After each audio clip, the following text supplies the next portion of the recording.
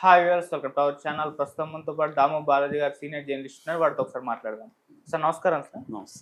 Sir, CM Revanth Reddy గారి పైన ఒక అనుచిత వ్యాఖ్యలు చేసే వీడియోని పబ్లిష్ చేశారని చెప్పేసి, లేకుంటే ఆ వీడియో షూట్ చేశారని చెప్పేసి ఇద్దరు జర్నలిస్టుల పైన కేసులు పెట్టి అరెస్ట్ చేశారు. వాళ్ళకి నిన్న కోర్టు 14 days రిమాండ్ కూడా విధించింది. సో ఇప్పుడు అంటే జర్నలిస్టుల పైన కేసులు ఇక్కడ రేవంత్ రెడ్డి గారి ప్రభుత్వంలో కూడా పెడుతున్నారన్న కొన్ని విమర్శలు కూడా ఆయన మీద రావడం చూస్తున్నాం సార్. మీరు ఏ విధంగా చూస్తారు సార్ దీన్ని?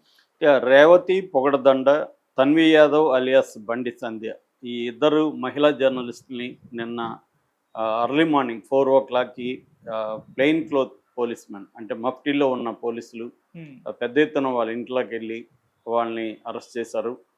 ఇది ఖచ్చితంగా ఖండించాల్సిన విషయం. అంటే ఒక మహిళా జర్నలిస్టుల్ని అర్లీ మార్నింగ్ అరెస్టులు చేయకూడదని అనేక సార్లు మహిళల జర్నలిస్టులనే కాదు ఎనీ మహిళల్ని అరెస్ట్ చేయకూడదు, అర్లీ మార్నింగ్స్ కానీ లేట్ నైట్స్ కానీ అరెస్ట్ చేయకూడదని అనేక సార్లు సుప్రీంకోర్టు చెప్పింది. అదేమీ పాటించలేదు వీళ్ళు. సో ఘోరంగా అరెస్టులు చేసి ఆ టైంలో ఏదో టెర్రరిస్టులు అయినట్టుగా వీళ్ళని అరెస్టులు చేసి తీసుకొచ్చారు. సో వాళ్ళిద్దరి మీద 67 ఐటీ యాక్ట్ 67 సెక్షన్ అంటే అబ్సీన్ మెటీరియల్ని డిస్ట్రిబ్యూట్ చేయడం. ఆ తర్వాత 111 ఇదో విచిత్రం. మేబీ రేవంత్ రెడ్డి కూడా చంద్రబాబు ఒకప్పటి తన గురువు నుంచి నేర్చుకుంటున్నట్టున్నాడు. అక్కడ కూడా 111 సెక్షన్ విపరీతంగా వాడుతున్నారు. ఇక్కడ కూడా జర్నలిస్టుల మీద 111 పెట్టారు. 111 బిఎన్ఎస్ అంటే ఏం చెప్తుందో చెప్పాను నేను చాలాసార్లు. క్రిమినల్ సిండికేట్లో భాగమైన వాళ్ళ మీద మాత్రమే ఈ కేసు ఉంటుంది. ఆర్గనైజ్డ్ క్రైమ్ సిండికేట్లో మెంబర్గా ఉండాలి, లేదా మెంబర్లకి షెల్టర్ ఇచ్చి ఉండాలి, లేదా సిండికేట్ దగ్గర నుంచి డబ్బులు వీళ్ళు పొంది ఉండాలి. ఈ 3 రకాల కారణాలు ఉంటే మాత్రమే 111 పెట్టాలి. కానీ ఇప్పుడు అందరి మీద 111 పెట్టేస్తున్నారు. రేవంత్ రెడ్డి ప్రభుత్వం కూడా అదే చేస్తుంది, 111 పెట్టింది. అట్లాగే 61 criminal conspiracy, 353 assault and criminal force on public servant అంటే వీళ్ళ మీద దాడి చేసినట్టుగా పోలీసుల మీద ఈ సెక్షన్లు పెట్టారు.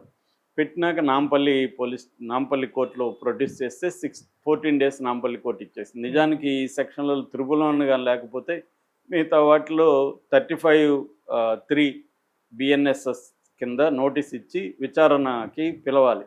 కానీ కావాలనే 111 పెట్టారు. కింది కోర్టులు కళ్ళు మూసుకొని యాంత్రికంగా ఈ సెక్షన్ 111 అవసరమా దీంట్లో లేదా అనేది కూడా చూడకుండా ఇచ్చేస్తున్నారని హైకోర్టు కామెంట్ చేసింది. ఆ నేపథ్యంలో ఏ కోర్టు కూడా హైకోర్టు ఆదేశాలను కానీ ఏం పట్టించుకోవట్లేదు, సుప్రీంకోర్టు ఆదేశాలని. సుప్రీంకోర్టు కూడా అనేక సార్లు ప్రభుత్వాలని జర్నలిస్టులు విమర్శిస్తే వాళ్ళను అరెస్టులు చేయకండి, వాళ్ళని వేధించకండి అని కూడా సుప్రీంకోర్టు అనేక సార్లు చెప్పింది. ఎందుకంటే జర్నలిజం అంటేనే ప్రభుత్వాలని విమర్శించే పని ప్రధానంగా ఉంటుంది. ప్రజాస్వామ్యంలో ఫ్రీ ప్రెస్ అనేది 4వ స్తంభం లాంటిది.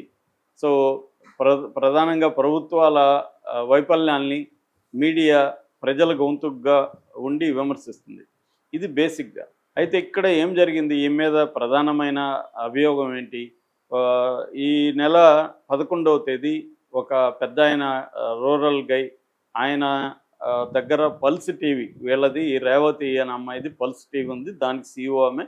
ఈ pulse TV anchor Tanvi Yadav వెళ్ళి ఆయనతో మైకు పెట్టి రేవంత్ రెడ్డి గురించి మాట్లాడమని చెప్తే ఆయన బండబూతులు తిడుతున్నాడు. మామూలుగా రూరల్ ఏరియాలో చాలామంది వాళ్ళ కోపాన్ని బూతుల ద్వారానే ఎక్స్ప్రెస్ చేస్తారు, వాళ్ళకి వేరే భాష రాదు. మాట్లాడితే లమ్ పదాలు వాడి ఇచ్చేస్తారు.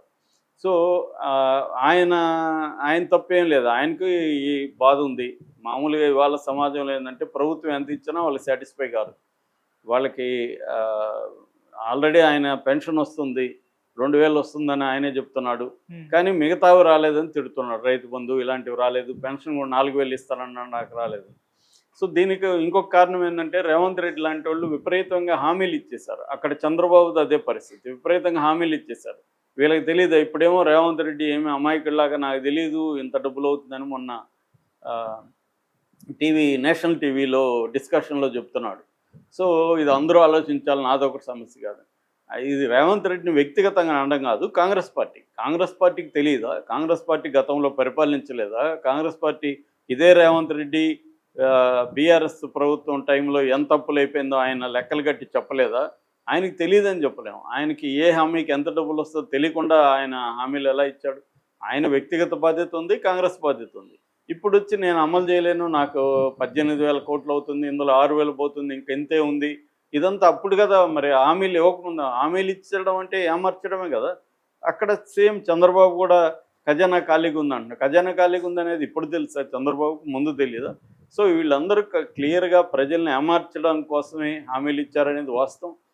ఏమారినప్పుడు ఏమార్పుకు గురైన, మోసపోయిన ప్రజలు బూతులు తిట్టకుండా ఎలా ఉంటారు? తిడతారు. సో దాన్ని మీడియా చూపించింది. ఆ మేరకు తప్పులేదు. కాకపోతే ఇక్కడేందంటే మనం మీడియా కానీ, యూట్యూబ్ ఛానల్ అందరూ కూడా ఆలోచించాల్సింది ఇవాళ వాతావరణం ఎలా ఉంది? ప్రభుత్వాలు ఎలా రెస్పాండ్ అవుతున్నాయి? దాన్ని బట్టి మన వ్యూహాలు మార్చుకోవాలి. అంతేగాని నా ఇష్టం వచ్చినట్టు నేను ప్రచారం చేస్తానంటే ఇలాంటి కేసులను ఎదుర్కోక తప్పదు.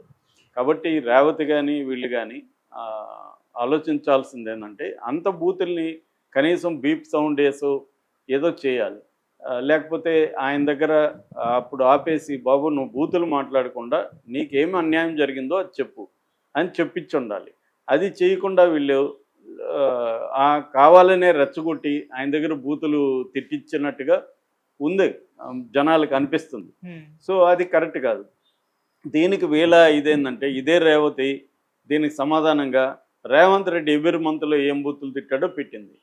ఎస్, అది పెట్టచ్చు. రేవంత్ రెడ్డి బూతులు తిట్టాడు ఖచ్చితంగా. ఎందుకంటే ఇక్కడ కేసీఆర్ కానీ రేవంత్ రెడ్డి కానీ బూతులు తిట్టడంలో ఎక్స్పర్ట్లు వాళ్ళిద్దరు కూడా. ఏమన్నంటే ఇది తెలంగాణ భాష సంస్కృతి అంటారు.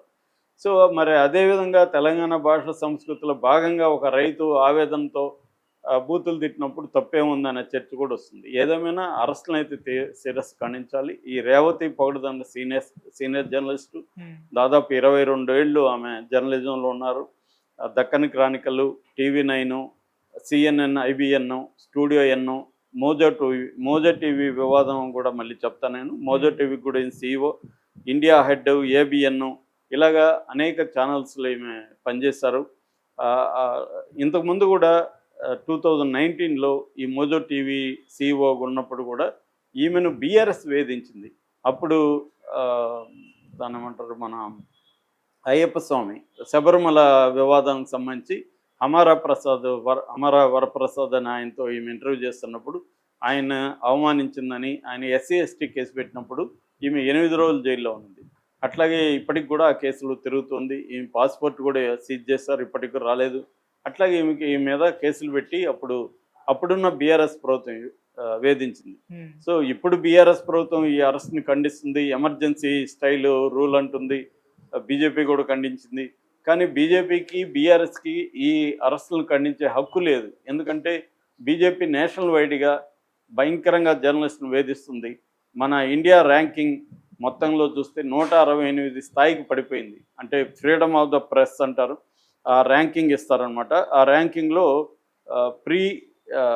ప్రెస్ ఫ్రీడమ్ ర్యాంకింగ్ అంటారు దాన్ని. ఈ ప్రెస్ ఫ్రీడమ్ ర్యాంకింగ్లో ర్యాంకింగ్ మనది 2023కి 161 పడిపోయి 2024కి కొద్దిగా పెరిగింది, 159కి వెళ్ళింది. కానీ ఇంకా ప్రపంచంలో అనేక దేశాలతో పోలిస్తే వరస్ట్ కండిషన్లో ఉంది.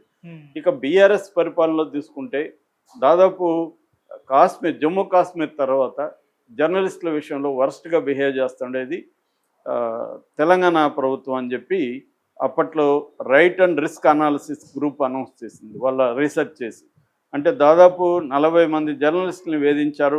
మామిడి కరుణాకర్ రెడ్డిని హత్య చేశారు. తీన్మార్ మల్లన్న, ముషం శ్రీనివాస్ లాంటి వాళ్ళని జైళ్ళల్లో పెట్టారు. చాలా ఘోరంగా BRS ప్రభుత్వం రేవంత్ రెడ్డి ప్రభుత్వం కంటే కూడా ఎక్కువ చేసింది యాక్చువల్గా. అప్పట్లో అయితే ఉపా పెట్టేసేవాళ్ళు, యాంటీ టెర్రరిస్ట్ యాక్ట్ జర్నలిజం మీద పెట్టేసేవాళ్ళు. దారుణమైన చట్టాలని BRS చేసింది. అప్పుడంతా కూడా రేవంత్ రెడ్డి ఇదే రేవతికి సపోర్ట్గా అప్పుడు నిలబడ్డ వ్యక్తే.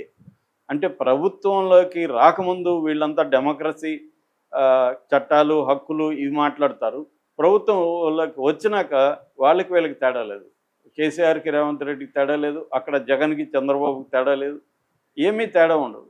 అక్కడ కూడా మనం చూస్తే 2014 to 19 అనేక జగన్కి సపోర్ట్ చేసి ఛానల్ని బ్యాన్ చేయడం, వాటిని రానియకుండా చూసుకోవడం చంద్రబాబు చేశాడు. మళ్ళీ జగన్ వచ్చినాక ABNని, TV5ని ఈనాడిని వేధించాడు. మళ్ళీ ఇప్పుడు చంద్రబాబు వచ్చినాక సాక్షి, TV9, ఎన్టీవీ, 10 TV వీటిని బ్యాన్ చేయడం ఇవన్నీ కనిపిస్తుంది. సో నేను చాలాసార్లు అందుకనే చెప్తుంటా, పొలిటికల్ పార్టీకి మన దేశంలో ఎసెన్స్లో ఏ తేడా లేదు. మనం ఏ పార్టీ వచ్చినా అధికారంలోకి ఇలాగే మాట్లాడుకుంటూ ఉంటుండం జర్నలిస్టులు, ఇదే జరుగుతుంటుంది. ప్రజలు అదే అబద్ధాలు హామీలతో వీళ్ళు మోసం చేసి వస్తారు. వచ్చినాక ఆ హామీలు నెరవేర్చలేదని అడిగితే మన మీద క్రిమినల్ యాక్ట్లు, టెర్రరిస్ట్ యాక్ట్లు పెట్టడం, వాళ్ళని వేధించడం అనేది జరుగుతుంది. ఇది రేవంత్ రెడ్డికి కూడా మంచిది కాదు. ఆయన ఇంత నియంతగా ఉండాల్సిన అవసరం లేదు. మరి ఈయన ఇంత నియంతగా వ్యవహరిస్తుంటే రాహుల్ గాంధీ ఏం చేస్తున్నాడు? నీతులు చెప్తుంటాడు. మార్నింగ్ లేస్తే రాహుల్ గాంధీ నీతులు చెప్పడమే ఆయన పని. మరి అట్లాంటి నీతులు చెప్పే వ్యక్తి తన 2 రాష్ట్రాల్లోనే ఇలా ఉంటే రేపొద్దున మోడీ ప్లేస్లో రాహుల్ ఉంటే ఇంకెంత ఘోరంగా ఉంటుంది అనిపిస్తుంది. ఎందుకంటే ఉన్నదే ఆయనకు 3 రాష్ట్రాలు. 3 రాష్ట్రాల్లోనే నువ్వు డెమోక్రటిక్గా లేకపోతే నీకు ఎక్కువ రాష్ట్రాలు ఇస్తే ఇంకెంత దారుణంగా బిహేవ్ చేస్తావు. మోడీ కంటే దారుణంగా ఉంటాడేమో రాహుల్ గాంధీ అన్న ఫీలింగ్ అయితే కలుగుతుంది ఈ సంఘటనలు చూస్తే. ఎందుకంటే ఒక పక్క ఆయన మహిళల గురించి కూడా ఉపన్యాసాలు ఇస్తుంటాడు, మహిళలకు పెద్ద పెట్టేస్తుంటాడు. ఇక్కడ కూడా మహిళే ఉంది ఇన్ఛార్జి, మీనాక్షి నటరాజన్. మరి ఆమె ఎందుకు ఖండించట్లేదు? ఒక రైతు ఆక్రోశం, దాన్ని చర్చించండి. ఆ రైతుని పిలవండి, పిలిచి మాట్లాడండి. ఏమైనా నీకేమొస్తున్నా, ఏమి రాలేదు, నీకు అర్హత ఉందా లేదా, అది చేస్తుంటే రేవంత్ రెడ్డికి మంచి పేరు వచ్చింది. నన్ను తిట్టినా కూడా నేను క్షమిస్తున్నాను, నీ ఆక్రోశాన్ని నేను అర్థం చేసుకుంటున్నాను. కానీ రేవంత్ రెడ్డి ఆ రైతుని పిలిపించి చేస్తుంటే ఆయనకి ఎంతో మంచి పేరు వచ్చింది. ఇప్పుడు ఏమైంది? ఈ వీడియో విపరీతంగా వైరల్ అయింది. ఈమెను అరెస్ట్ చేయకపోతే ఆ వీడియో చాలామంది చూస్తుండ్రు. ఇప్పుడు ప్రతి ఒక్కరు అసలు ఏంది ఆ వీడియో ఏందని చూస్తున్నారు, సర్క్యులేట్ అవుతుంది. అంటే వీళ్ళు ఎవరు ఏమి నేర్చుకోరు అని నేను అనేకసార్లు చెప్తుంటా, చరిత్ర నుంచి నేర్చుకోరని. రేవంత్ రెడ్డి కూడా ఏమి నేర్చుకోవట్లేదు. ఆయన మరి బీఆర్ఎస్ అన్న 10 ఏళ్ళు ఉంది, రేవంత్ రెడ్డి పరిస్థితి చూస్తే 5 ఏళ్ళు ఉంటాడా అన్న డౌట్లు అయితే వస్తాయి. Okay sir, thank you so much.